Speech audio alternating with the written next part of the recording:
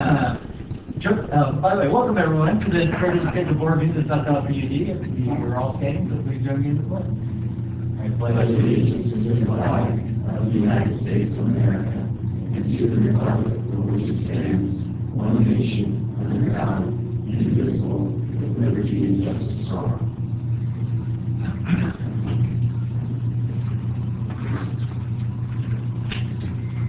Okay, do we have any comments from the audience on non-agenda items?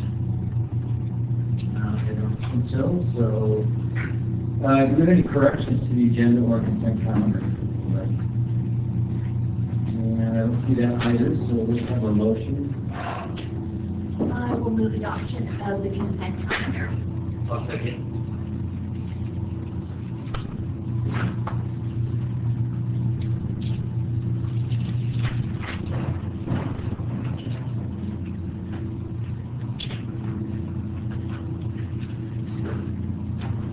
Okay, 4-0, thanks. Mr. Bunso, are you going to talk to us about water ordinance? That's quick. Okay.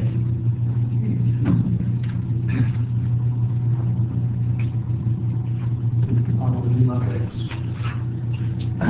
Good afternoon. Today I have an ordinance regarding the theft of water and tampering with district facilities. As you recall, here probably a few weeks ago, we had an incident that happened where we found a bypass that went around the meter. We throw a down valve on the meter in order not to pay for all the consumption that they were using. So we put this ordinance in place to prevent things like this from happening, and it also pertains to illegal usages on fire hydrants, versions of any kind of water usage from any district facilities. Just a heads up, we have had a couple of other occurrences that happened this week. One is today. We're currently looking into it, so I really don't want to speak to exactly what's going on until I find out more detail. Earlier this week, we found actually a customer got an alert to the water supply that he had high usage and he was out of town. So he was concerned that he might have a leak. And so we sent somebody out there, and he didn't have a leak. There was actually a vacant lot next to him, and somebody had picked up a hose to the outside spigot and was using the water to melt the snow on the vacant lot. I guess that made sense to someone. So, anyway. And so, I'm not to interrupt you there, Tim, but do you have a problem a lot with the fire hydrants you put in there? Because I know that sometimes contractors will take liberty to do that, and by that I mean commercial contractors. We do. We've had that happen in the past, and the problem is somebody might see it, they might call us, might get out there, we might catch them, we might not. But if we do have a name, we will follow up with the contractor, whoever it may be, to let them know they can't do that, and they can come in and actually pay for a water truck permit or a hydrant meter in order to do that. So, anyway, this ordinance is in place, as you can see by the board agenda item. Plus, it is strictly prohibited to use water illegally. It may be reported to the appropriate prosecuting agency, recommended for prosecution pursuant to the penal code. And it may be subject to may subject the violator to administrative penalty and other charges and remedies as outlined in the ordinance. So today I'm asking you to adopt ordinance number 572-19 of the South Tahoe Public Utility District, adding section 6.5.7 to the administrative code regarding theft of water and tampering with district facilities. So moved. Okay. Ted, not that I don't trust you, but Gary, I assume you went through this pretty carefully. A lot more. It was actually a seal of water. Yes, Tim and I worked on this together, and it's modeled after, there seemed to be one one form of this type of ordinance that's going around in several agencies over the last several years to strengthen their tampering and theft laws. And so we modeled after those, plus then we most recently Tim found some additional provisions to add regarding the fire hydrants that you were just talking about to strengthen that portion of it. And so I think, and then we worked it in so it fits in with the other provisions in the code regarding appeals and so forth. So, yeah, I think it gives the district more options, more strength to deal with these things when you run into these county situations. And probably now that you're getting close to being fully metered, you're going to be able to find out that these things may start cropping up a lot more often. This was curious about, say, how often do occurrences like this take place? Well, one that we got a few weeks ago was the first one. Right. You gotta remember that meters are a new thing. Well, that's what I'm saying, like, I think too, yeah, I think you're gonna see a prevalence of it quite a few. But as far as drawing up fire hydrants, we have had that happen over the past 9 or 10 years. I think if you go way back in history, I've heard rumors or stories of commercial outfits trying to bypass the meters. I don't know. Do you remember hearing about that? Oh, commercial. Yeah, because they're the ones that have a meter going for that. I don't know about that, what you're talking about. Maybe contractors, but. There was problems there, yes. I didn't know if it was just rumor or not. So anyway, sorry guys, is there any other discussion? Because we have a motion and we have a second and we have a screen to vote on. So. No, that's fine. We can discuss it before or after motion. It doesn't matter. Okay, another one of the vote. Thanks, Tim. Okay, Southwide feasibility study with Evo.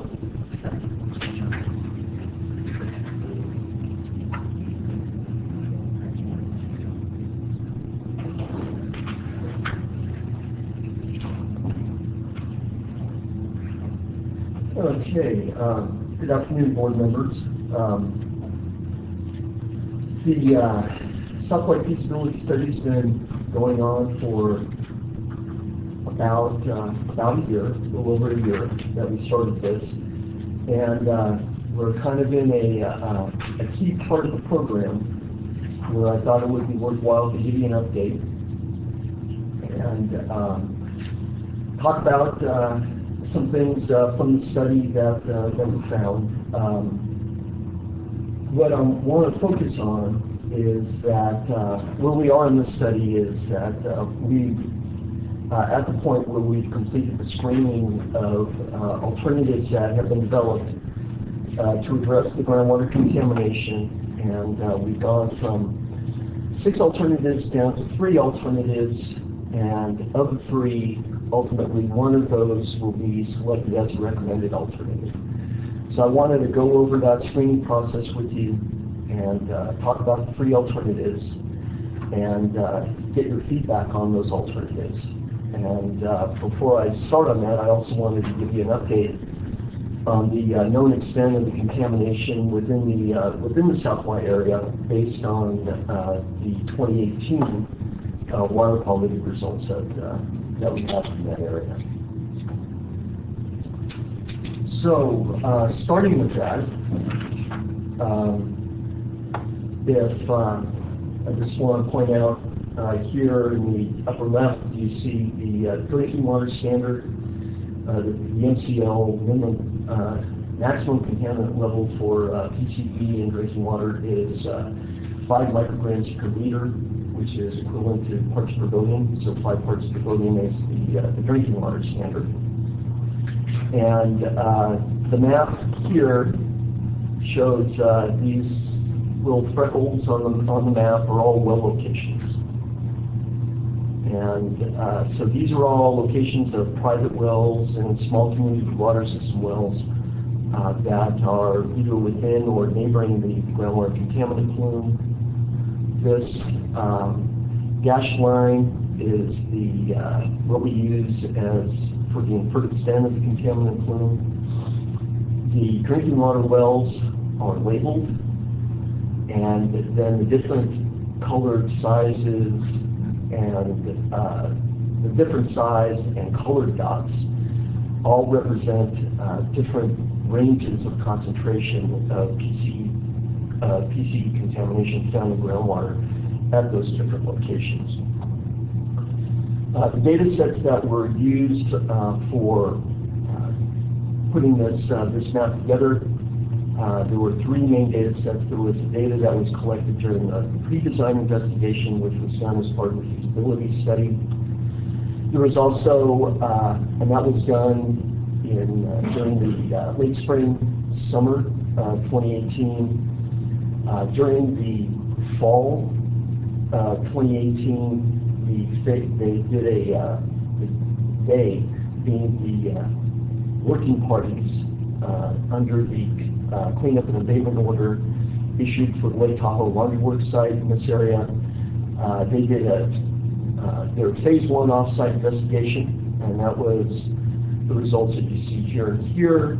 And then later, at the tail end of 2018, they installed some deeper groundwater monitoring wells, which are these points here, that provided us some data as well. So if you take a look at the depth of contamination and the concentrations that were found, if you take a look at the data set, what you see is here in the upgradient portion of the contaminant plume, we find what has been found in 2018 are levels of PCE contamination well over 1,000 parts per billion. So those are the highest concentrations. Again, this is a 40-year problem, and those are the highest concentrations that have been found to date within the South Y area. And those very high concentrations were generally collected in water zones that had depths of anywhere from 35 to about 50 feet below ground surface. Now, as you move down gradient and into the area of where we did the pre-design investigation through this area, we also found concentrations, but at a much lower level, on the order of about 60 parts per billion, maximum concentrations at depths of between 40 to 60 feet below ground surface. And as part of the PDI, we also got the data, the water quality monitoring data from the municipal supply wells. And what was found in 2018 at the Lucan Brothers number 5, they had high concentrations up to 60 parts per billion. And all of these wells, each of these wells were screened at depths below 100 feet. So again, you're going from very high concentrations, fairly shallow depths. You go a little deeper, they're a little lower, 2 orders of magnitude lower, but you're getting similar concentrations below 100-foot depth at the downgradient portion of the plume. So what's happening is this contamination is moving from the South White area, and it's moving along contaminant pathways and going deeper into the aquifer as it's being drawn in from just natural gradients and also from the action of the pumping of these wells. So where we are in the feasibility study right now, again, we're kind of in, I guess, the culling stage of the feasibility study. Over the course of the past year, we developed different alternatives or approaches for, again, addressing this contamination problem. And we came up with roughly 6 different alternatives. And through the screening process, we have narrowed it down to 3 alternatives. And then again, from these 3 alternatives, in a couple months, we will have a recommended alternative. So I'm going to talk about the screening that was done. We'll talk a little bit more about the 3 alternatives that we have proposed for further analysis. And then the one alternative, is to be done in the future. So The Southwide PCB fate transport model was developed to help us with the screening, and the model was used. There was a model. There was a static model that was basically used to calibrate the model to data, and that used data from about 1983 up to 2018. And then there are predictive models. The predictive models are, to help you forecast what will happen into the future, and those were run over a 50-year simulation period from 2018 to 2068. During the development of the groundwater model, again, we updated the model in 2018. We were getting new data with these very high concentrations of PCE up at the southernmost or upgradient-most portion of the contaminant plume. And so we decided that it would be best, because of the uncertainty of the amount of remaining contamination in the Southwide area, that we kind of take a bookend approach and to model the fate transport of the contamination. So under the best case, you're assuming that there's no more contaminant mass that's entering into the system at the southernmost down gradient end. So that means that you should not find new concentrations of thousands of parts per billion of PCE contamination in that upgrading area. You're assuming that most of the contamination has already been removed. And under best case conditions, you assume that what happens with this contamination as it moves through the groundwater system is that it naturally decays. So that what you end up with is the low end of PCE concentrations distributed across that plume area from 2018 on through 2068. Under the worst case conditions, you assume that there is remaining and you're actually putting in additional mass recharge. So you're assuming that there is little to no cleanup that's happening in the source area and that you have no decay. So that's going to, again, maximize the amount of contamination that's distributed through the groundwater model. So we did that for each of these different scenarios, management scenarios. We have a base scenario, and that is pretty much, or the base scenario assumes that the operations that have been ongoing over the past 5 and 10 years will continue in the same manner over the next 50 years.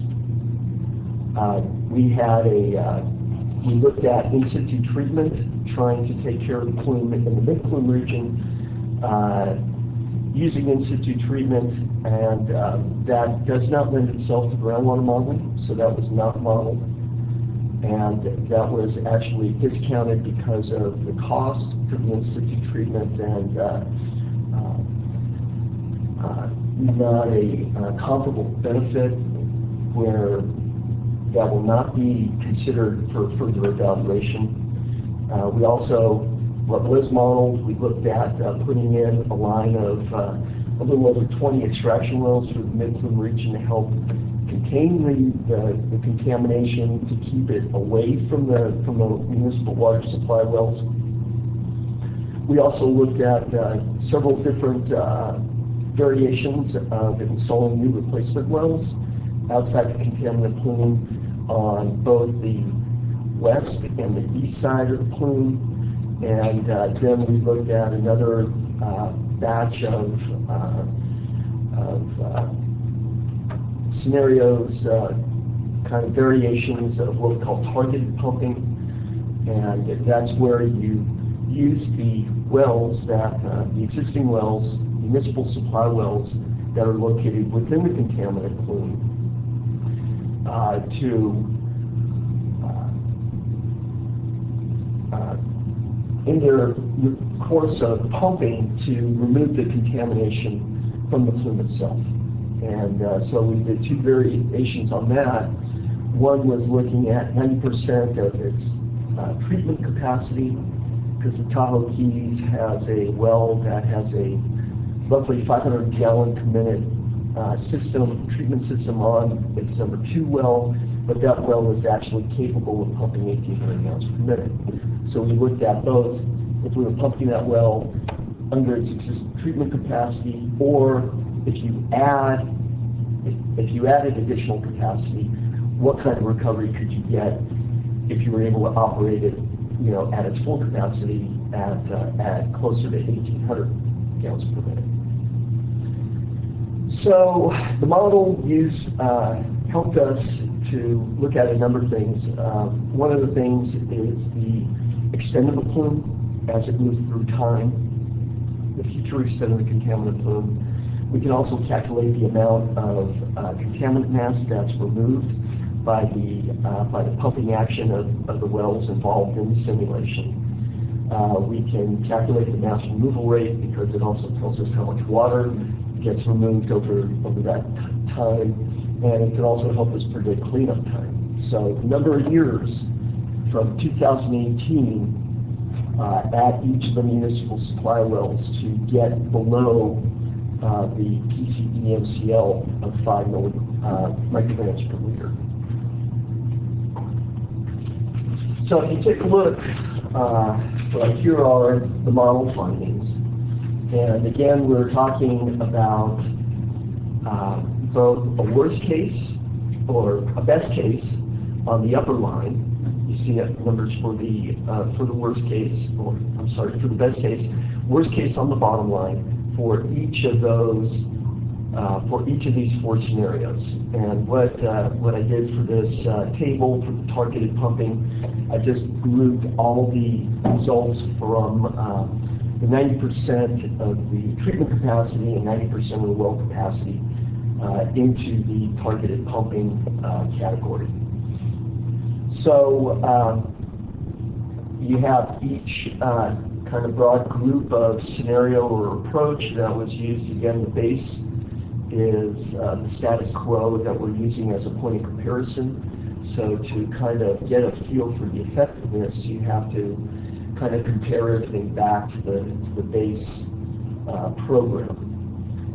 So here, if you take a look at the total PCE mass removed, the model shows us that if we did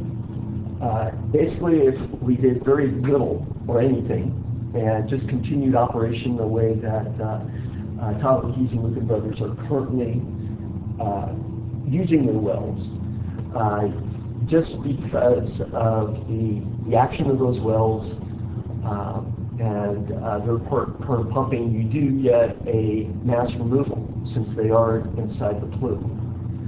One thing I forgot to mention on the base, the Lucan Brothers Water Company has, they're at the point where they're waiting for the ink to dry on an agreement with the State Water Board for funding to install a 1 million gallon per day well treatment system on their number 5 well. So that's built into the assumption of these results that the number 5 well would have treatment and would be back online. So again, you can see from just if we didn't do anything over the next 50 years, we would remove anywhere from 267 to over 6,500 pounds under worst case conditions of contaminant mass.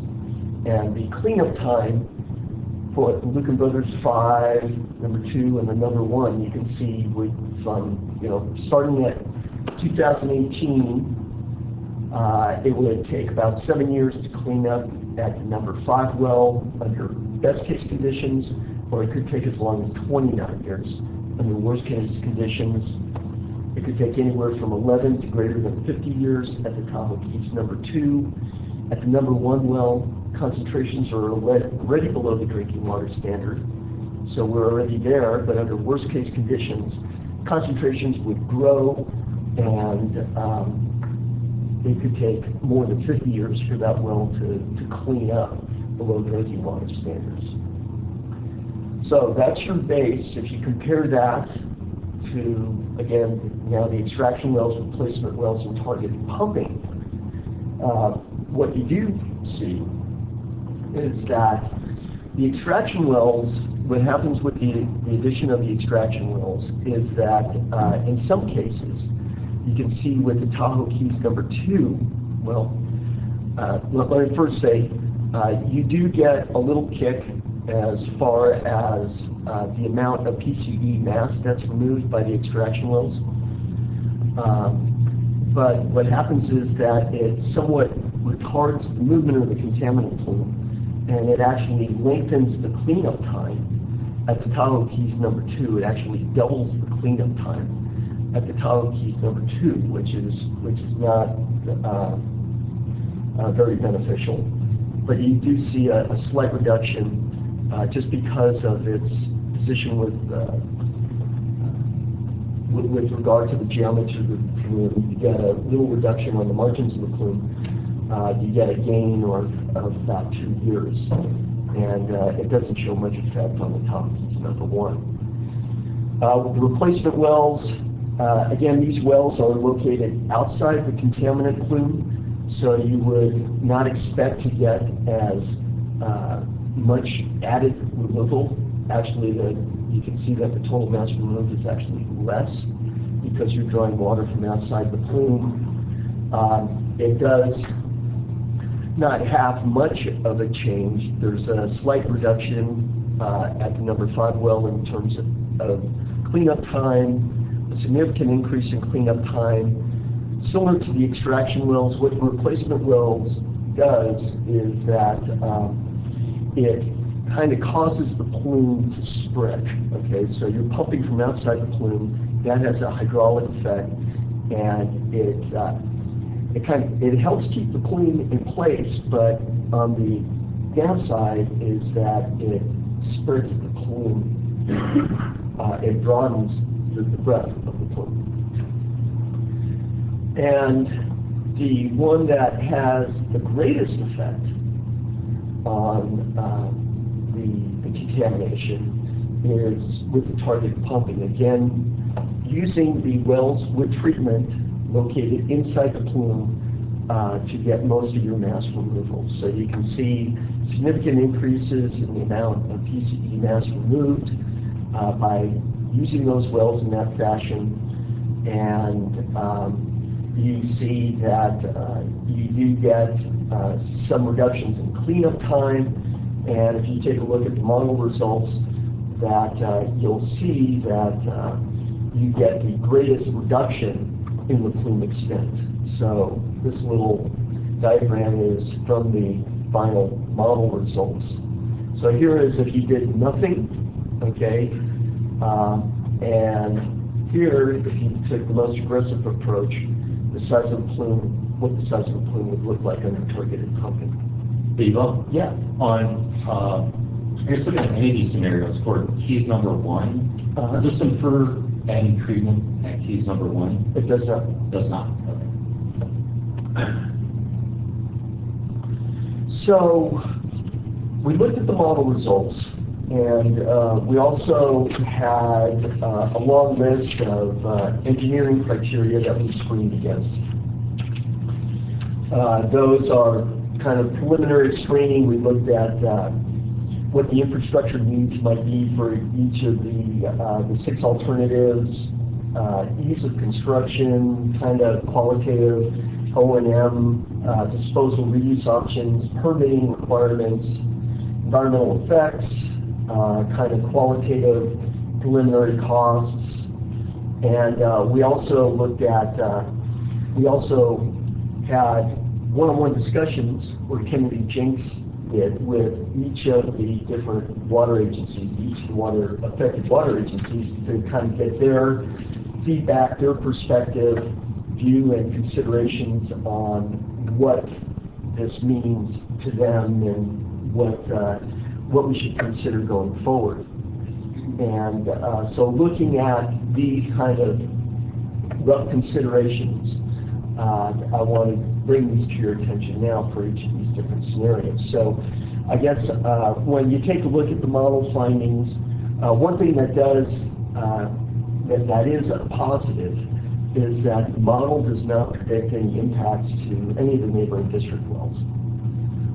So that would include the Bayview well, El Tahoe, Paloma, Sunset, Helen, number 2. All those wells are close enough that they were in the modeled area, and we do not show contamination ending up at any of those wells. Also, there are no added costs of planned operations if we don't really do anything. The downside of this is that the cleanup times, the lengthy cleanup times that are involved with this, again, you have some wells that under, again, towards worst case conditions, and you're looking at a continuing problem going 50 years into the future. And the amount of funding that is available for operations and maintenance on these systems is very limited. There's not a lot of grant funding that currently exists for O&M.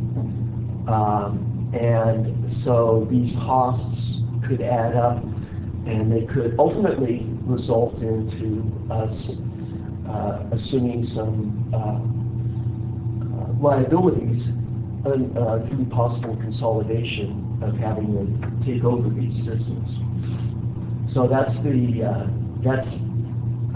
I believe the greatest downside, and it's not just my belief, but I think that's probably the biggest finding from staff internally discussing this, these outputs. On the extraction wells, same as the base, we don't see any water quality impacts to neighboring district wells. Downsides is that there are minimal reductions in PCE. There are going to be large costs for installing this network of extraction wells, both capital costs, and then you're going to have ongoing to assume somebody's going to have to operate this thing, and that could fall into the district's lap. So there are going to be, fairly high O&M costs for maintaining these wells and these treatment systems. And again, it doesn't do much as far as reducing cleanup times. So those are big downsides. The replacement wells, we talked briefly about that on the upsides, it does help to fix the plume, but it does cause spreading. And the biggest downside with replacement wells is the uncertainty. There's no guarantee that when you drill these replacement wells, until after you drill them and test them, whether you will have an actual replacement well or not, or if you're just going to be dealing with another wellhead treatment problem and cost. The targeted pumping, on the positive side, you do get the greatest amount of mass removal, you get the greatest reductions in plume extent. It does help protect neighboring wells, but on the downside, you have the added costs of the treatment, and the biggest problem is the excess treated water. What do you do with water that exceeds the water demand of the water systems that's producing that water? And what we were looking at as an option was basically having Tahoe, Keys, and Lucan Brothers deliver that water to the district. And so that would then add other considerations that would fall onto your laps as far as what level of treatment would the district require of those treatment systems to meet. The district has an MTBE policy in place where under the MTBE policy, the district does not accept levels of contamination above the detection level, which is below the treatment standard. So that's an added cost of treatment. And then there would be a cost to enter into an agreement with Tahoe, Keys, and Lucan Brothers to purchase that water. So they could provide, under this excess treated water, if you look at the 90% of treatment capacity, they could be providing up to 20% of our water supply on an annual basis. So that would be a pretty significant cost. If you went to the 90% of well capacity, that amount doubles. So there's that whole can of worms that we would have to deal with under the targeted pumping scenario. And then another alternative to that would be basically to take that treated water and just discharge it out to the surface water. So we would be producing a lot of water, and we would, the option that we're currently considering for disposal would be discharge out to Pool Marsh with that water. So, a lot of things to think about. With that, do you think that, on would accept discharge of water with an EPC detection level in it, if you discharge it to the surface? That's a good question. I'm not sure if the drinking water standard would be adequate, or if it would require down to non-detect. One question on the worst case scenario. Considering mass still being in the source area, was there an assumption how much mass was still there, and for how long it would continue to emanate? What we did for the worst case is we assumed that there was a continuous contaminant mass recharge that was feeding into the system. And we used 10 milligrams per liter as a continuous amount of contaminant mass going into the system. So, I mean, it's worst case, but again, because of all the uncertainty, you definitely, it's not on the best case, it's obviously in a gray area, and probably right now it's pointing more towards the worst case than it is towards the best case. Especially with pretty high concentrations, after 30, 40 years, you're still seeing high concentrations. Exactly. And in the down gradient at the municipal supply wells, you do not see high levels of TCE. So that means that there's not a lot of decay going on. So, I have a quick question about the model binding table. yeah. What are we putting a heavier weight to from a variable perspective? And what I mean by that, is it PCE mass removed, the time in which we have clean site or clean wells? I know we want to achieve both, but as these go back to and relate to cost, you're looking at, varying from 6,000 to 14,000 PCE mass removed in pounds. The cleanup time is virtually unchanged throughout that process, and then as it comes back to the board at some point for cost, I'm trying to get a better sense of what in the short term to long term are we trying to achieve? Are we trying to pump out as much mass? Or are we trying to get these cleanup time quicker? I know we're trying to do both. It's a balance. Right, but it's not one or the other. Right, but when you're creating a situation in which you're deriving a decision, you have to start putting weight to the different variables. And so are these equal weight, especially when we get to the final variable, being cost. Because if these are all equal weight, and then targeted pumping, I don't know what the cost is going to be, but it's going to be substantial. I'll address that in 2 slides. Okay, but what I'm saying is less so about cost, but there's going to have to be a discussion between what are we trying to achieve, and how are we going to go about achieving it. Okay. Well, the overall objective of the feasibility study is to try to find the most cost-effective solution, okay, where we can manage this problem, where we can maintain water supplies and help protect water quality. So that's the objective, okay, for each of these alternatives, okay? Now, how we're going to decide on which is the best alternative, I'll show you in a couple slides. So what we did, so those were the 6. We evaluated those 6 using the model, okay?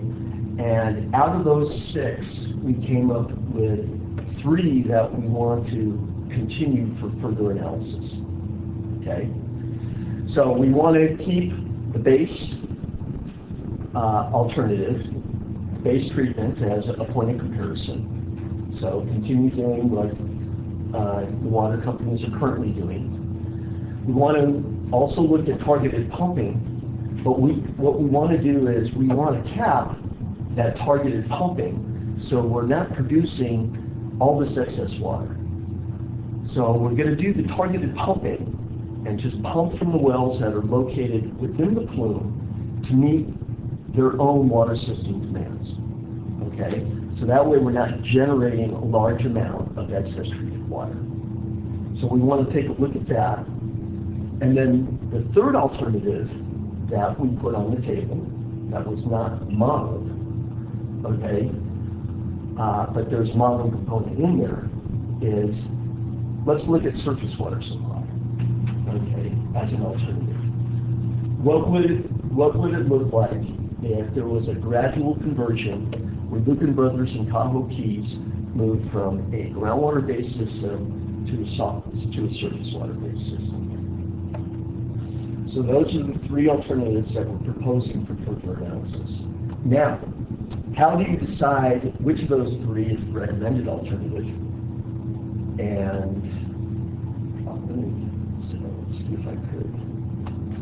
And what you would do for that, if you take a look in the center area, the further analysis is you cost out what the infrastructure needs are for each of those alternatives. You develop a life cycle cost estimate, and the next included in the next step of the feasibility study is you're going to try to come up with a cost based on completion of initial study checklists as to what the requirements of mitigation would be for implementation of these different projects and what the associated cost of mitigation would be. So those are going to be the factors that are going to be used to decide what direction you go on, okay? Right, but I guess what I'm saying is, right now we're not defining what we're trying to do. We're talking about various different variables. We're pumping out mass, right, ACE. Right, but let me finish. So we're saying that the targeted pumping with the cost, whatever it will be, is 14,000 pounds of PCE. Mm-hmm. How many pounds of PCE exist? What percentage of reduction is that? Going along with that, is that our objective? Is our objective to pump out as much PCE as possible from a volume perspective, or is it to get to clean sites? Because there seems to be a conflict between those 2 things, depending on certain variables. That's not where we're going. Okay, it has to do what's the most cost-effective manner to manage this problem. Right. Okay, we're not trying to achieve full cleanup. We're not trying to clean up the aquifer. Right. Okay, we're trying to get as much benefit as we can as far as for PCE mass removal, but that's not our primary objective. Our objective as water agencies is how to manage this problem from our perspective, okay, in a manner, because as far as the cleanup goes, and questions about how much mass, complete mass is there, again, this is a 40-year problem, okay, we still do not have answers to those questions. Right. We're in a very nascent stage of investigation for a 40-year problem. Right. So, I mean, you know, again, basing it on the proportion of mass that you can remove, and with that large unknown of how much mass is out there, is not where we're going. Right, what I'm saying is that those are the variables you presented to me. So I'm looking at, No, I presented those to you because that's what you used as part of the model evaluation to assess these things. right, but I'm saying, so those are irrelevant to our management strategy. No, they're not irrelevant. Okay? It's not the primary driver. The goal, if I'm correct in this effort, Evo, is to provide clean, safe drinking water to our community. That's ultimately what we're trying to do, and the analysis that he's doing is going through how we would achieve that. No, I appreciate that, but what I'm saying to you is this. So when I talk to targeted company, we have 14,000, I won't even get into the number, right? It's irrelevant. Some degree of mass removal, yeah. What I'm saying to you is this, and so how am I supposed to take this information in this packet and say, we're going to take this to the best management strategy possible? And what I'm saying to you is this, what I have right now doesn't allow me to do that. And I don't think we're asking you to make a decision at this point. I think we're giving you an update of where they are in the analysis. Right. What will come is of the three alternatives that they're evaluating, we will come back to you with these are the costs of these alternatives, and these are the effectiveness of achieving that goal, and that's when decisions will be made. At this point, they have just done the analysis of, these are all the feasibility, these are the 6 feasible alternatives, correct me if I'm wrong. We've decided that we want to further evaluate and actually put prices to these 3 alternatives. Right. Right. No, I understand. I think Is we're that- in mass. No, Okay. what I'm saying is it doesn't matter. We'll move forward. I'll wait for the next presentation when there's more meat information. Yeah, I think at that time we'll be able to give you some meat to be able to weigh in on what decisions ultimately get made. Right.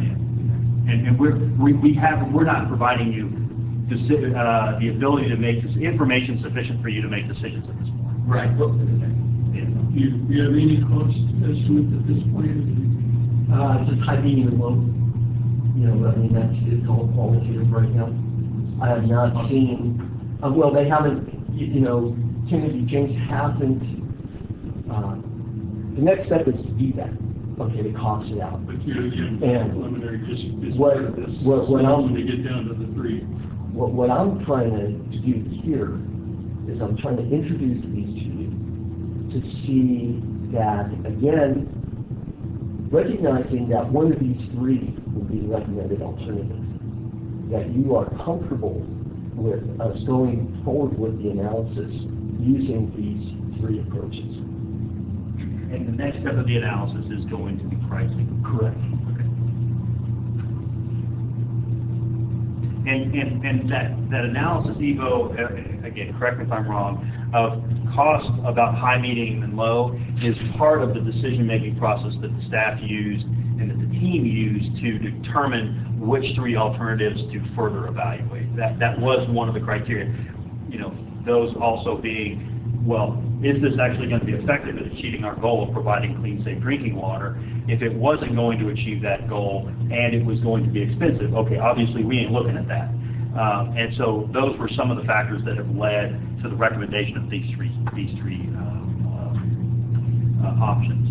So again, these 3 alternatives are based on discussions that Lucas Brothers had internally. Okay, Tahoe Keys and District, each on their own.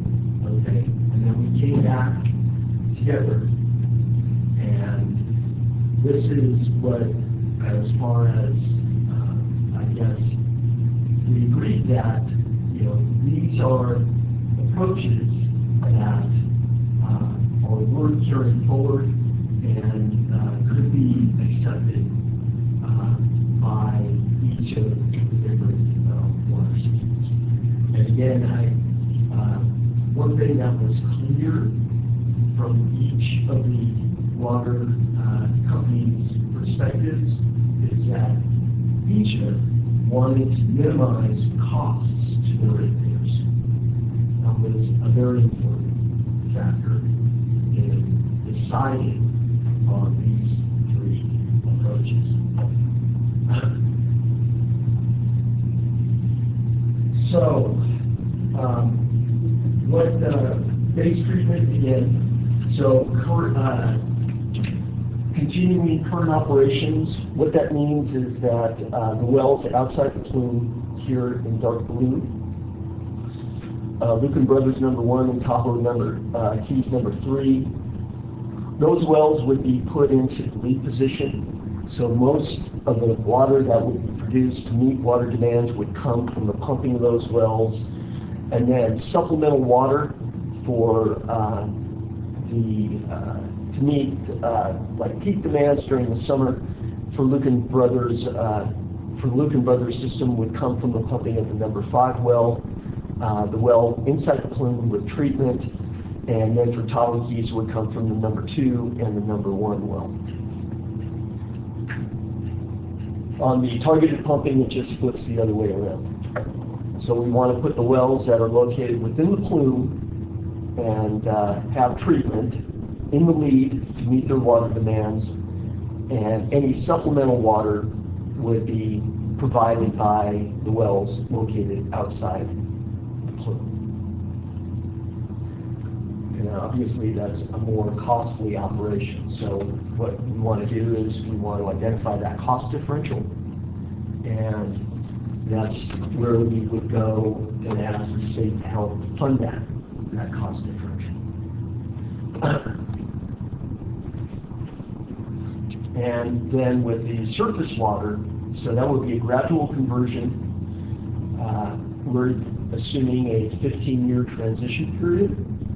So they would go and continue operating as they currently have, basically under the base scenario, but not for 50 years, for 15 years, and then they would move over to surface water, and in that interim period, in that transition period, over the next 15 years, the district would work to secure surface water rights, and we would have to enter into an agreement with Lucan Brothers and Tahoe Keys for the provision of surface water to meet their water system demands.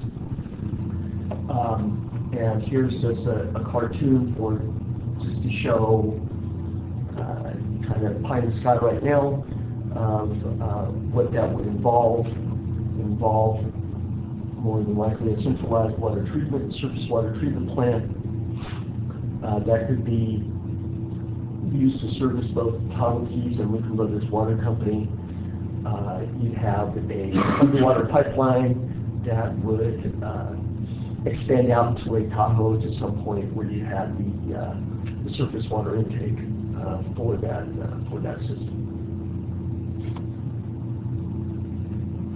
So, next steps, what we'll be working on over the next month is Kennedy James is going to be working on the feasibility study to, again, define the infrastructure needs and cost out each of those 3 alternatives.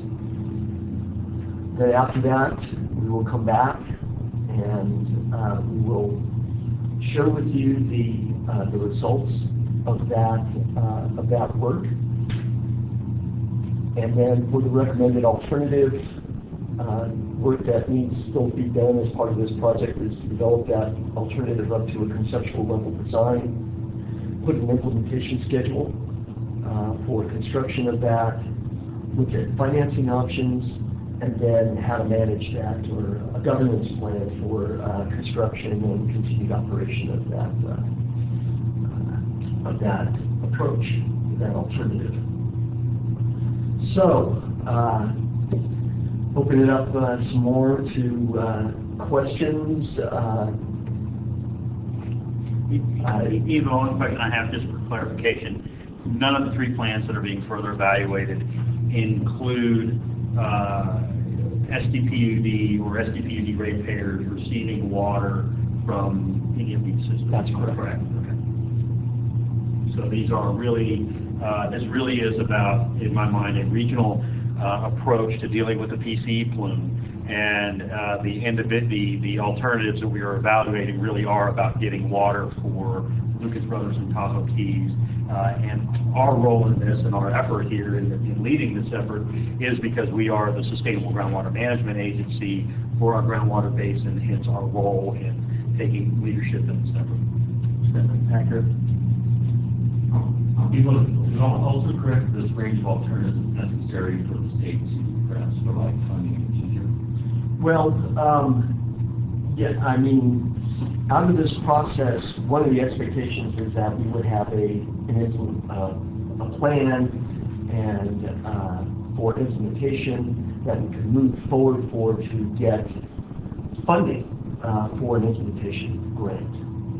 So, as far as the three alternatives, I mean, I think for each of the three, we can make a case of requesting funds to help out, I think, with each of those. Obviously, the level of funding is going to vary, depending on which alternative we take. I mean, for the surface water supply, we could probably get funding for the first 15 years, right, when they're operating their systems and they're removing contaminant mass. But I'm not certain how much money they're going to provide us to change them over to a surface water system. Because that's, again, through the pot of money that we have, that we're working through Prop 1, I'm not saying that is the only money available, but to my knowledge, that is what is available. And one of the objectives for use of that funding is that it does result in PCB removal and cleaning up groundwater. Yeah, it seems like there's a lot more funds out there for alternatives that actually remove the mass. Correct. Versus moving to the surface water system. Correct. But, again, that's only one component. We have to take a look again when we look at it on a life cycle cost basis. Sure.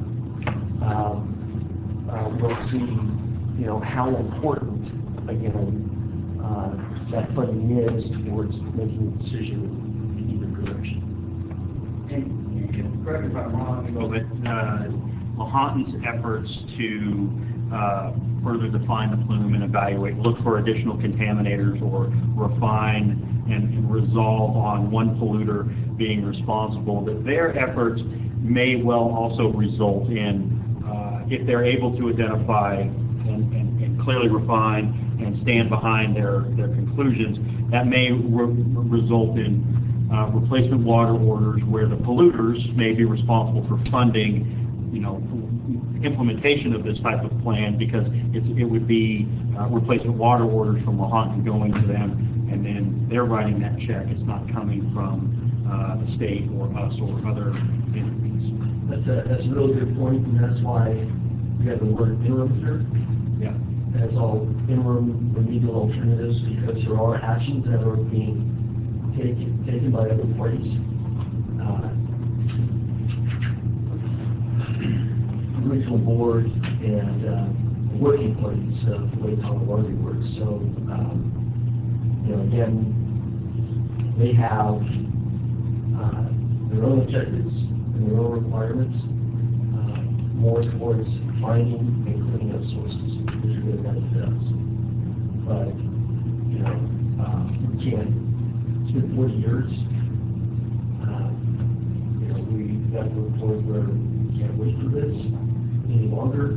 It's impacted too many wells, and now it's risking the sustainability of those water systems. So that's what I was working. If I can add to that, a kind of a point of history, really these Proposition 1 funds are what has allowed us to go forward with this feasibility study, and it's Ivo's work and his driving this forward that has gotten Lahontan off the stick. If we hadn't done this work under Prop 1 and pushed this feasibility study and brought these issues to the table, my opinion is absolutely nothing would be happening on this PCE plume other than us providing water to Lucas Brothers and them kind of being out in the cold trying to figure out what to do about it. And so Ivo's work and his leadership in this process and the work of his team and his collaborators have really made a difference, making a difference for our community, and I think our water supply as a whole has really been a big push that if it wasn't for that, we would still be all just complaining about the PC. I just want to ask one other question. So if we go back and all the alternatives, let's say, derive that solution, like it's clean water, then us at a board, the assumption I'm left with based on the statements I received, the only thing we should be concerned about at that point is cost. At which point we go for the cheapest option. Is that correct? I think that's ultimately what it's going to boil down to. Remember, we're not the only player in this. No, what I'm saying is I just want to make sure that all these other variables in play, since I was just informed today that our objective is clearly stated as we want clean water.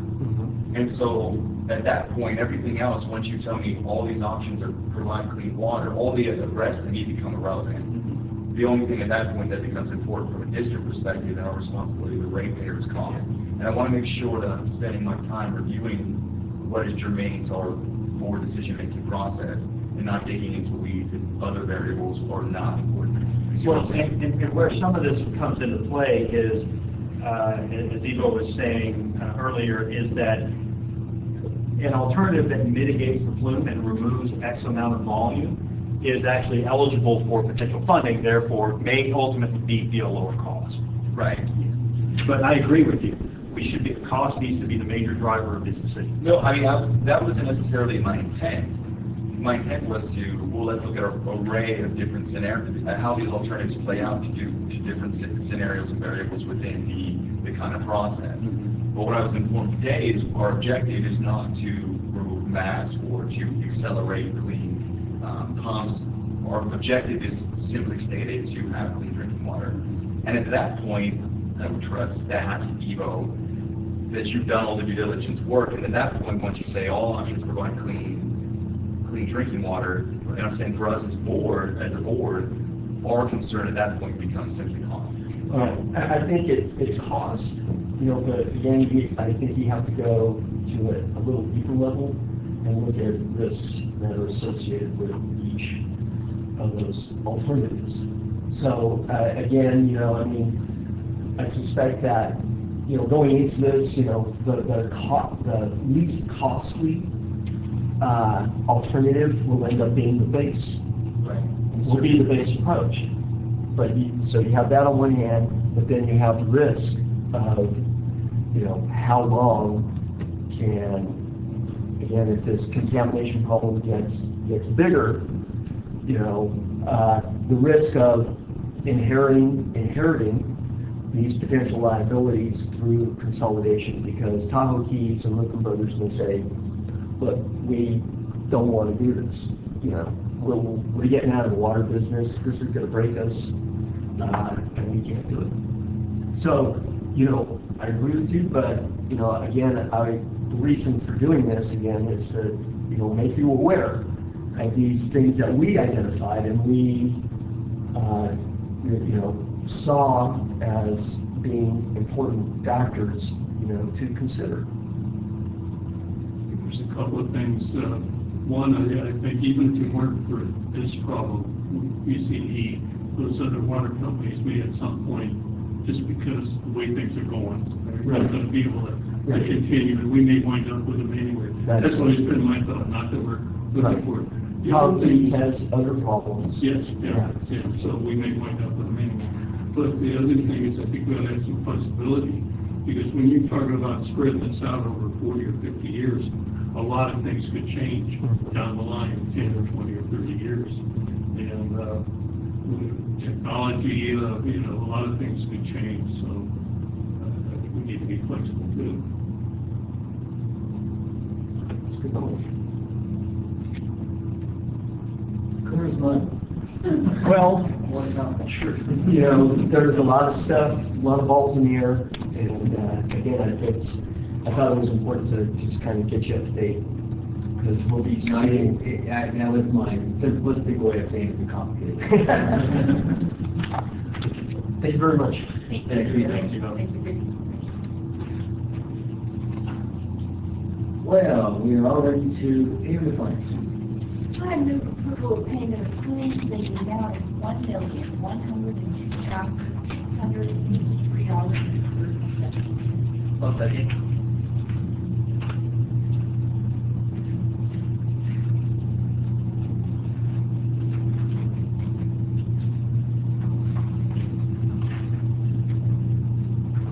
Okay, 4-0.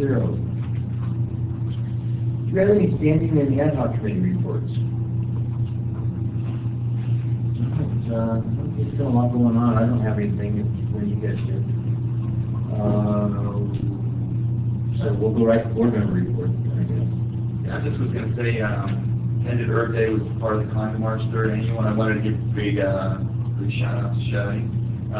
Earth Day was amazing as always, but I could not thank Shelly. Like the festivities were great, kids had a good time. Shelly really set that up, so yeah, a lot of kudos to you, Shelly. That's short. Next week I'll be at the Article Conference all week. Shannon will be there a good part of the week, and Nancy and Eva will also be down there for Nancy for the first day with the JPIA meeting, and then Eva for the groundwater committees. And I've received my packet for the JPIA, so I've got a little bit of time to prep that. And we'll report back to what's happening. Also get a chance to meet with Greg Saperstein at least at one point. We get to sit down and talk to him a couple of times. Find out what's happening. Okay, I don't think Kelly and I have anything to add, so John, would you fill us in on the County Water Agency? Sure, went to the board meeting yesterday. Kelly, I think we're probably making some progress with Kim on getting some of our future projects funded through the cost sharing agreement. So our next step is, I met with Kim quite a bit after the meeting, went through their budget, they're going through their proposed budget currently, and brought all of our projects forward, and we're going to meet with him again on June 12th and go over their revised budget numbers. They expect to have their property tax receipts in by that point, and so a clear picture of what their how much money we'll have for us, and basically bring out our projects and get some really clear funding levels for the next fiscal year. So June 12th. Down the road. And question, I'll probably see you next week. If there's anything that I should emphasize, or I'll forward you that list of projects that we have. So we have two levels of projects. We have the groundwater projects. That's already in the budget. It's budgeted for $150,000 for next fiscal year, which is right. This is what we asked for. So, and then there's the what we're calling MOU projects, and I'll forward those to you. And yeah, please go over with him. Yeah. So I just have a couple things to add. Staffing update. We're currently advertising for 3 positions.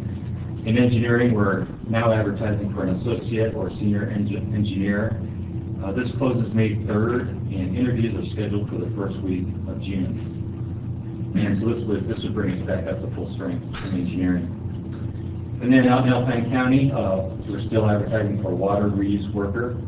This position was originally vacated with the retirement notice for Paul Slang, and yesterday was actually his last day. So he is officially retired, and then Jason Glaze won his position. So we're replacing this water reuse worker. That advertisement closes May 6th, and interviews are scheduled for May 30th. And then finally, we have, if you haven't heard, we have a new opening in customer service. One of our customer service inspectors, Dan Huber, gave notice. He left last week, so he's heading to the Bay Area to work out there. So I guess Tim's having trouble keeping people in customer service. So we're back out there short again. Doesn't say anything about you personally. Not at all. No. So, and of course, building season started yesterday, so we're kind of on a short timeline with replacing this position. We have strong internal interest and strong candidates, so we decided to limit this opportunity to current employees at this time, and this closes May 15th. and interviews are scheduled for May 22nd. So looking to get them back up to full strength as soon Does as that speed the possible. process up when it goes in? Yeah. Probably by, probably by, 6 weeks or more. Well, that's Actually more, Yeah. a couple months. That makes sense. And I just thought I'd mention seasonal employees. We interviewed 12 last week. We hired 8, and they'll be starting next week and working in a number of departments with their own crews in underground repair, sewer, water, pumps, and customer service inspections. So, and then community outreach, I'm continuing to connect and deliver presentations to a number of community organizations. Just recently to the South Lake Tahoe Lodging Association, the Tahoe Chamber of Commerce, and the Tahoe Douglas Rotary, and coming up soon, TRPA, Tahoe Resource Conservation District, and the League to Save Life Tahoe. On community outreach, are you familiar with that app that people are on, that neighborhood app? Next door? Yeah. Yeah.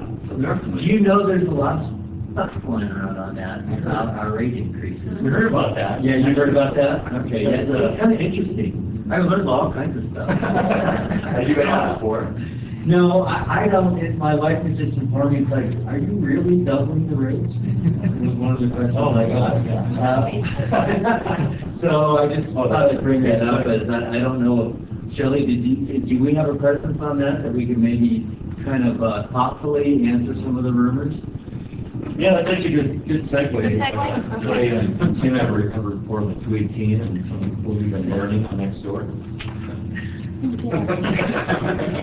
Yeah, so, last time I inquired with Nextdoor about creating, so are you guys familiar with is everyone familiar with Nextdoor is, or do you want me to do a quick summary? It's kind of like it's an online forum.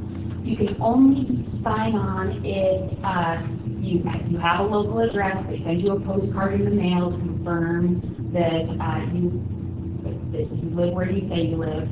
And then it's an open forum for folks that post anything from, I'm looking for a good contractor, to does anyone have a car seat I can borrow, to questions about what's going on in the community.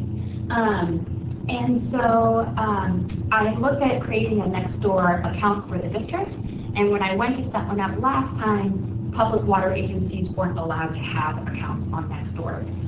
Cities were, firefighters were, police departments were, but public water was excluded at that time. So your personal account would be? Yes, so I do have a personal account. And so since I've been back at the district the last 2 years, there have been, I think, about, from my memory, 5 different Nextdoor threads that have related to the district. So there's one going on that started last week where somebody posted saying there's a 50%, students proposing a 50% rate increase with threads. And then there was, last time we hosted that big public meeting, right before that, there was a post saying, they kind of all go, it all starts the same way. The district's considering rate increases, everyone attend this meeting and then they won't raise the rates, or everyone fill out the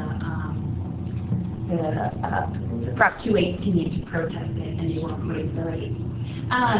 So John, I've had a few discussions on involvement with getting on there to respond or to comment. Right now, what it seems is there's someone who's irate, there's a few people that get wound up, and then a voice of reason comes in and starts, a few voices of reason come in and start posting links to our website. Well, it looks like this is where you can find out more, or it looks like it's not 50%, it's 32%, or it looks like the district has decreased, it's not all going to pensions. So that was on my a heads up for you guys that there is some chatter out in the community. And to weigh in with you, right now I haven't been responding as Shelley Thompson with a response.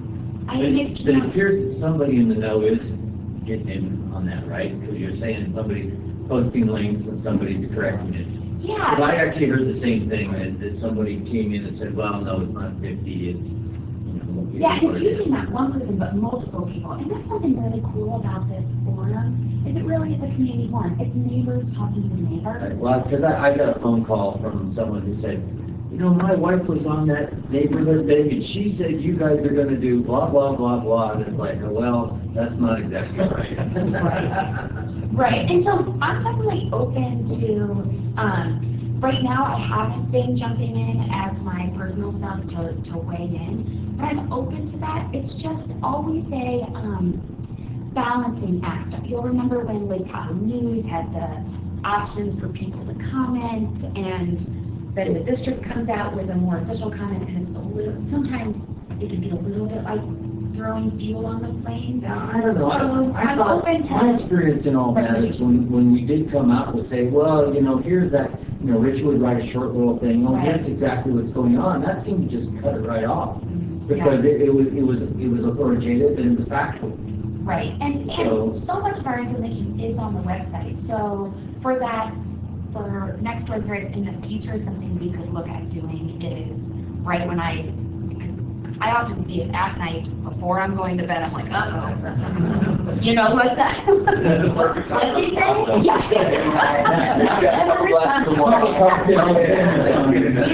Not to respond. But that's definitely something that we can do, because it's for almost everything that has been posted on Nextdoor about us, there's information on our website, and so that'd be an easy way to jump on and say, hey, for the full Hey, check this story- out and just do a link. Yeah, for the full story, go here. So that's something we can look at. So speaking of Prop 218, you want to give updates, Tim, on where we're at with? Sure. Currently, we have 227 protests on water, which is about 1.6%, 234 on sewer, which is about 1.3% protests. What's the deadline on that? Are we past it? May 16th. Pardon? May 16th, 16. It'll continue until the next board meeting. Okay, We okay. 2 o'clock. So I'll be sending out a press release for next week, and probably an ad to promoting our public hearing, reminding folks that our public hearing is coming up in 2 weeks' time. And we haven't been receiving more phone calls or emails about Prop 218 at this point in time. So we'll keep you informed in 2 weeks what all has happened. One of the things that we want to look at is to measure, how many calls we get prior to the Prop 218, and then have something the way that it gets after the rate increase goes into effect. To see how many calls we get, because right now we're not getting hardly 11 is what we've got so far. So just to kind of weigh, apples to apples, kind of monitor both sides of that and see what kind of response we get. Because what we've heard from customer service is they get a lot more calls once that first bill goes out, right? And folks see It shows the level of paying attention. Right.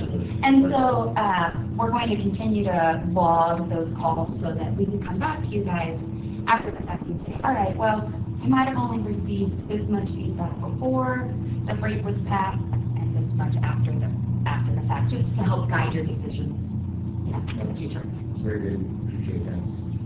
All right, we're up here. We're a little bit of a dog and pony show. We have a few other items. On the phone. Yeah. That's not the word I would have used. So I'll move on to streetlights next. So John Friedrich from Liberties is here. Thanks, John. You can help weigh in. We met with, Tim and I met with John and 2 folks from the city, Chris Fiore, their communications manager, and Tina Shannon, the city manager's assistant, today to come up with a strategy moving forward of how do we outreach to customers, survey customers on different things. Right now, we have sent Liberty a termination notice that if we don't rescind it would go into effect July 1st. But what we're looking at doing is, the guidance that we're receiving is to give the city a little bit more time, give the city and Liberty a little bit more time in the interim past that, instead of the district eating that change in price with the 132% rate increase passing that on to. Yeah, I thought we were gonna try to get that on the very next building cycle. Yeah, exactly. Okay. So our current strategy for moving forward at this point in time, and John, correct me if I'm wrong, is Liberty is going to look at drafting a letter to send to customers talking about the rate increase and why. Just those affected customers are. Just those affected customers, correct. And we're, in a perfect world, it would be sent out in a month's time, so it gives customers a month's notice before the July 1st bill. If for some reason Liberty isn't able to do that, or there's hangups, I would propose the district sending out a letter by early June 1st, because if our customers on their bill are going to see a big rate increase, a big bump on that one line item, I want to make sure they're aware of that. I agree. I like the idea of Liberty doing it though, because then because we are just a pass-through agency, so I kind of like the idea that you guys are saying, you know, we raise the rates, it will show up on your SDPUD bill, so. So hopefully that will happen. And something else that we talked about, and again, jump in, John, if need be, is something the city's if the city's considering potentially taking these streetlights over, and if they do, of course, they don't want to pay the big cost jump too. So, they're looking at LED lights and rates with Liberty, and one of the other thoughts was just, well, do some folks want to take streetlights down? What's the pulse in our community? And so something that was discussed is reaching out to the customers in Pioneer Village and in Bijou with a survey. Not saying, tell us if you want to remove your streetlights, but, dark skies have all these various benefits, to our environment and to reducing carbon footprint. It's all in marketing. That's right, Randy. It's all in packaging it. And there are streetlights in your neighborhood, and would you, are you interested in keeping them or removing them? And having it just the survey be super simple: name, address. Are you in favor of light pollution? Right.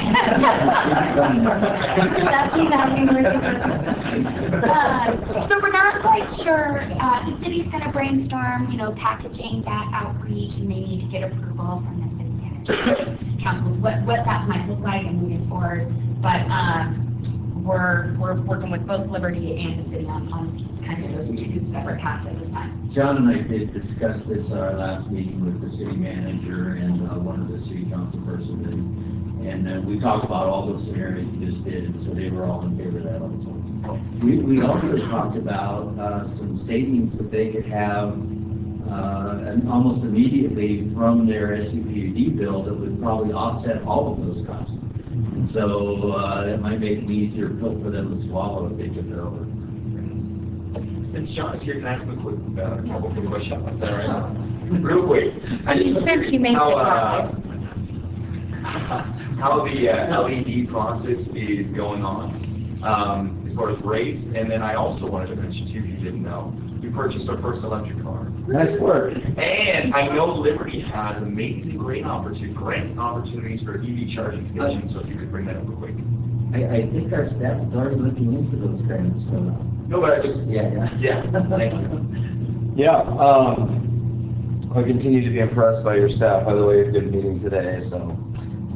Continuing, so that's so LED is still, it's in our general rate case proposal that we paid and install those, and we've been talking with the city about installing those in their buildings and on sidewalk lights to also save them money in ways that could help them absorb streetlights. On EV, we have a program approved by the commission that I hope you take advantage of, which is rebates for DC fast charger, where Liberty pays all the electrical infrastructure and pays 50% of the charging equipment cost.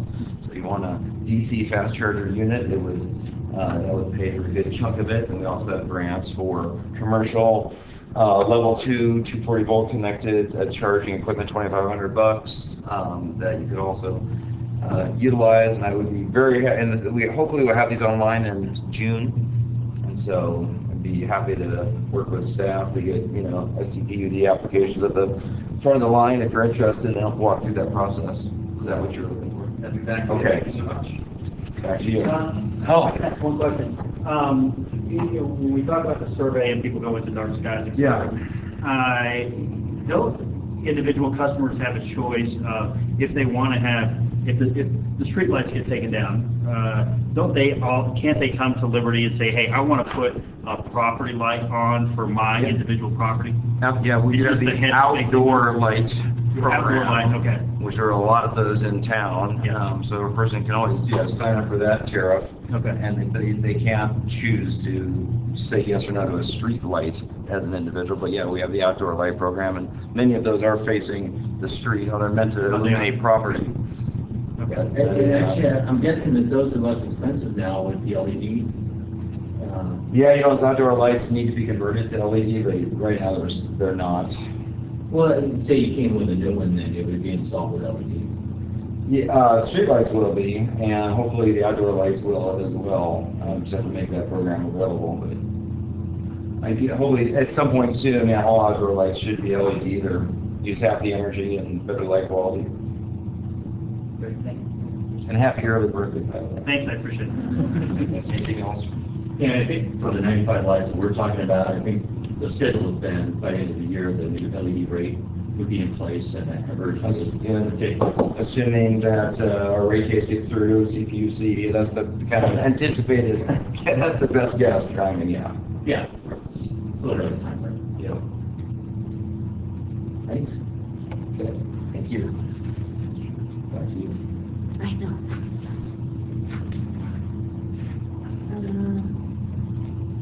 So another option, the city did offer today to put something on their website, send out emails as far as the street lighting. But unfortunately, Gary told us at lunchtime today that that's a public records act violation, so it'll come from us. So we'll have to send it out there.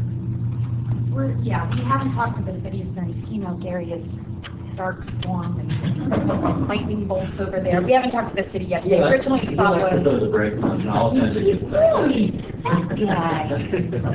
Inviting him back.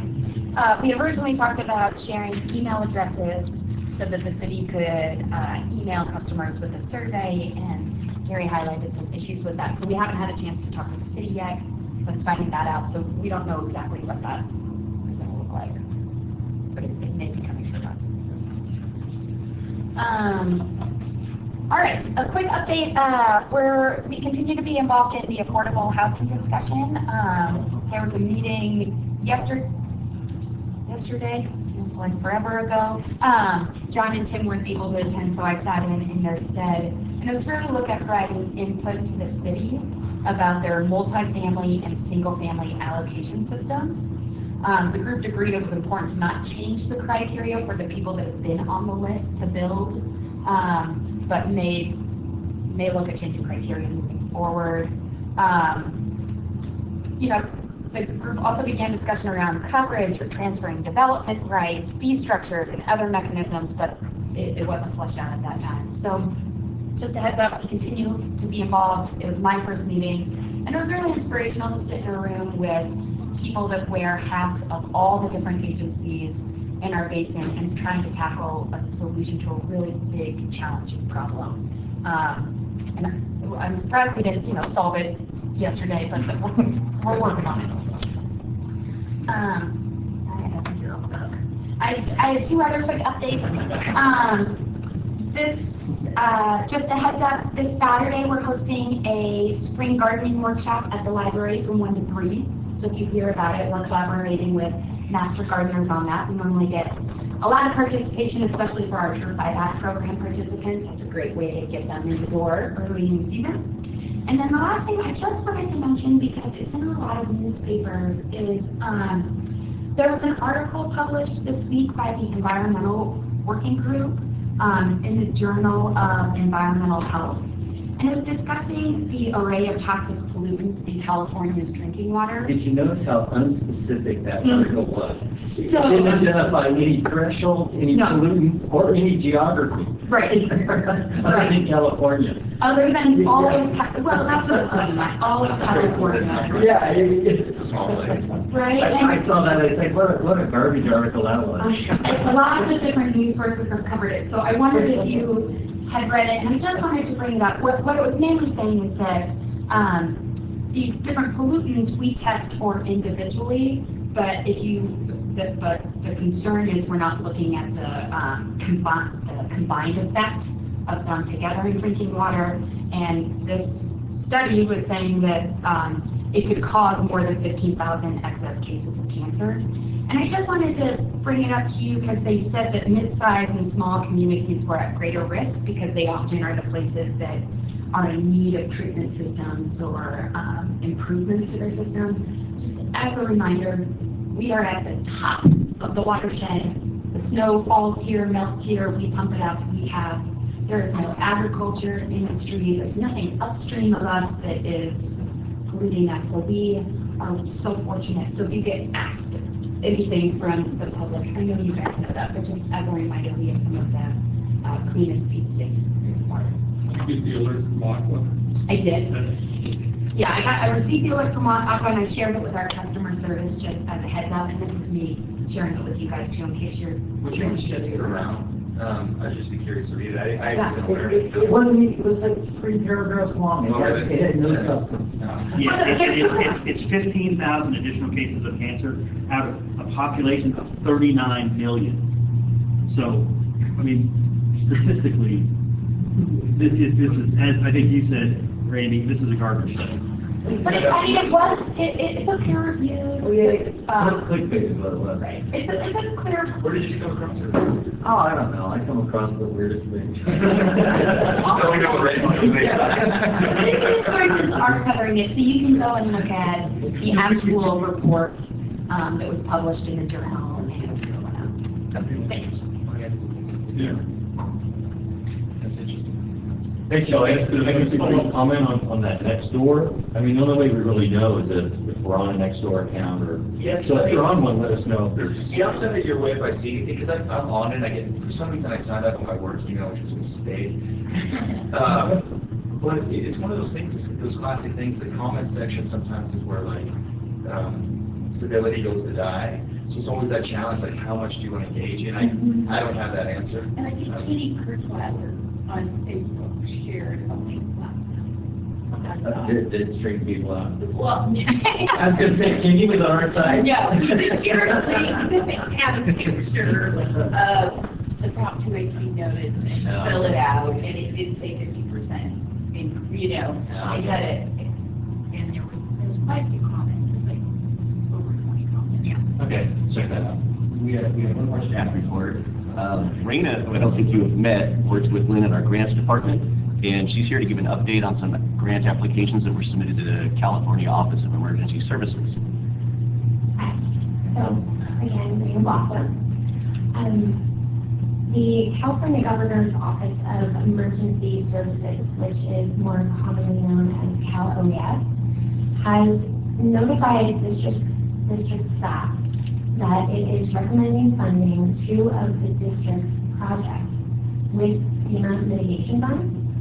And Cal OES has submitted these projects to FEMA for final approval, and staff expects to hear of final FEMA approval by September of 2019. So I'm going to briefly describe these 2 projects for you.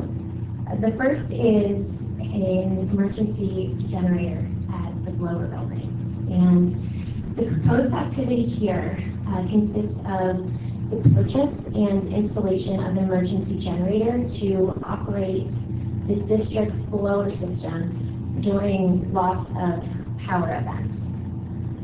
The design components of the project, when they're all completed, are going to result in increased reliability for the emergency power backup system for the blower system. And project work includes the design, manufacture, factory testing, and installation of the generator, inside of a newly constructed building, which will sit adjacent to the current lower building. The total project cost for this project is expected to be around $775,000, of which the district would be responsible for a 25% match. So approximately district cost for that project would be about $194,000. The second project is backup power supply for our water infrastructure at 11 of our water tank sites. And backup power supply, specifically batteries, would be installed at 11 of the water tank sites. And these batteries would provide backup power during, again, loss of power events to the SCADA systems, which are critical for operating the pumps at the tanks. This project, when completed, is expected to cost a total of $312,000, of which, again, the district would be responsible for only a 25% match, about $79,000 for that project. Is the battery just for the SCADA or for the well pumps? For SCADA.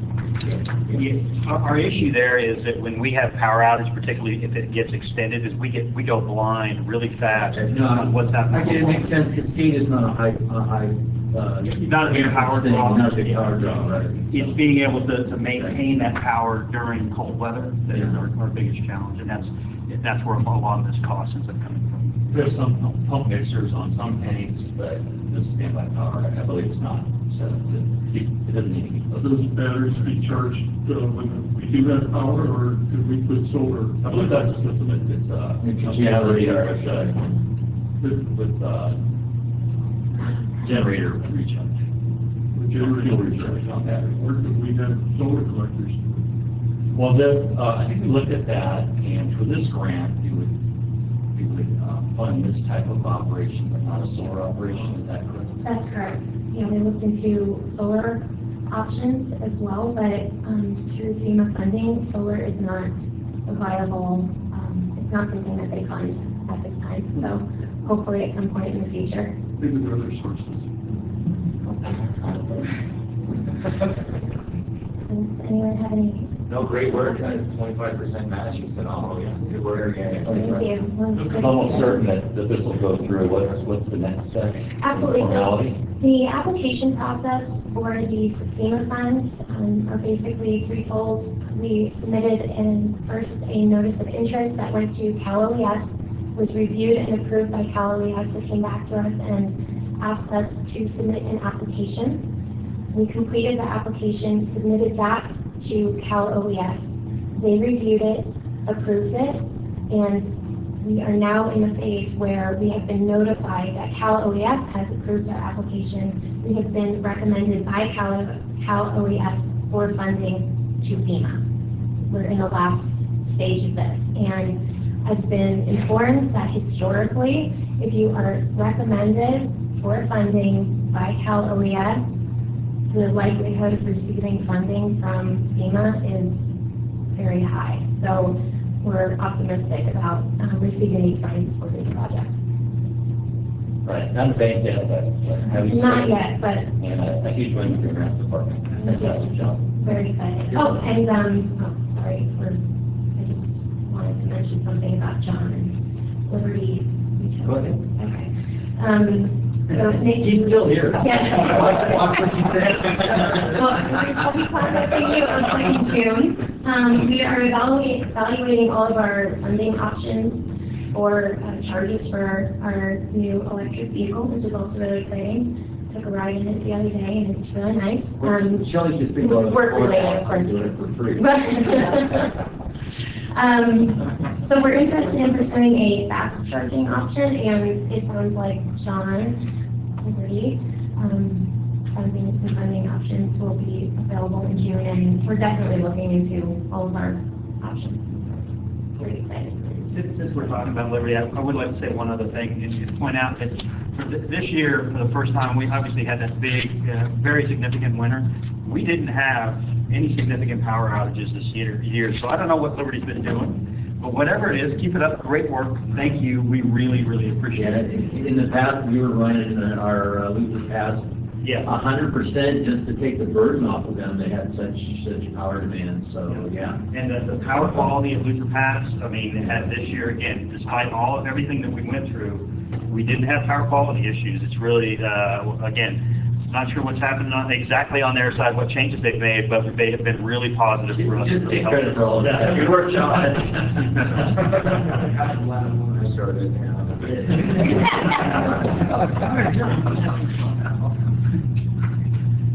Any other questions? Very good, thank you.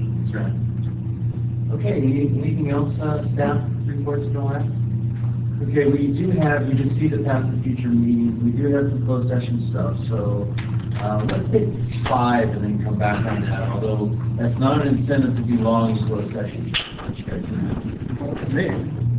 Closed session, we're going into open session. Now, did you want to read those? She's already typed them, I watched her. Did you want to read them?